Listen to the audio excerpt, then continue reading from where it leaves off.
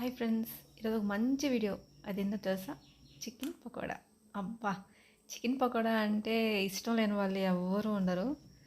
ఏమైనా పప్పు చేసుకున్నా, ఏమైనా ఏ కర్రీ చేసుకున్నా కూడా చికెన్ పకోడా పక్కన నంచుకొని తినేసేయచ్చు. కొంచెం అన్నం తినేవాళ్ళు కూడా ఎక్కువ అన్నం తినచ్చు. ప్లస్ స్నాక్ ఐటమ్ కూడా బాగా పనికొస్తుంది. పిల్లలైతే చాలా టేస్టీగా తింటారు. మీరు ఒకసారి ట్రై చేయండి. ఆల్రెడీ మీరు నా వీడియోలో చూసేసారు. ఉప్పు కారం వేసుకొని బాగా మిక్స్ చేసుకోవాలి. ఇదైతే ఈ పౌడర్ అయితే రెడీమేడ్ పౌడరు, మా అమ్మ చేసిన పౌడరు. అది మా ఇంట్లో ఎప్పుడు రెడీగా ఉంటుంది.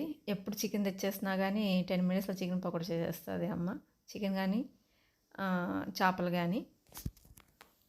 ఒక కళాయిలో ఆయిల్ పోసుకొని కొంచెం కాగనివ్వాలి. కాగాక మనం ఆల్రెడీ మిక్స్ చేసుకున్న చికెన్ ఉంది కదా, అవి వేసేసుకోవాలి. విడివిడిగా వేసేసుకోవాలి. అప్పుడే ఒకటి ఒకటి అంటుకోకుండా సపరేట్గా వస్తుంది. అంటుకున్నాయంటే ఆ పక్క కాలదు, అందుకనేసి సపరేట్గా వేసుకోవాలి. నచ్చితే సబ్స్క్రైబ్ చేయండి, లైక్ చేయండి, షేర్ చేయండి. వేయంగానే మనం వాటిని మిక్స్ చేసాము అంటే ఒకదానికి ఒక అంటుకోవడం కానీ, మన గెరిటికి అంటుకోవడం కానీ ఏదో ఒకటి జరుగుతుంది. అందుకని కొంచెం ఫ్రై అయ్యాక వాటిని కలిపెట్టుకోవాలి. చికెన్ పకోడా మరీ సిమ్లో కాకుండా, మరీ హై ఫ్లేమ్లో కాకుండా మీడియంలో పెట్టుకొని ఫ్రై చేసుకుంటే బాగా ఫ్రై అవుతుంది. చికెన్ కానీ చేపలు కానీ ఏదైనా కానీ బాగా ఉడకబెట్టుకొని తినాలి.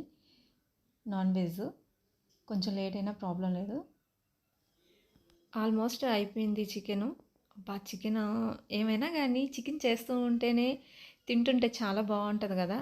మీలో ఎంతమంది చికెన్ చేస్తూ తింటారో కామెంట్ చేయండి. మంచి కలర్ వచ్చేసింది. ఒక ప్లేట్లో చికెన్ తీసేసుకుందాము. కొంచెం తీసేసుకొని గార్నిష్ చేసుకొని తుంచితే చూడండి ఎంత క్రిస్పీగా ఉందో.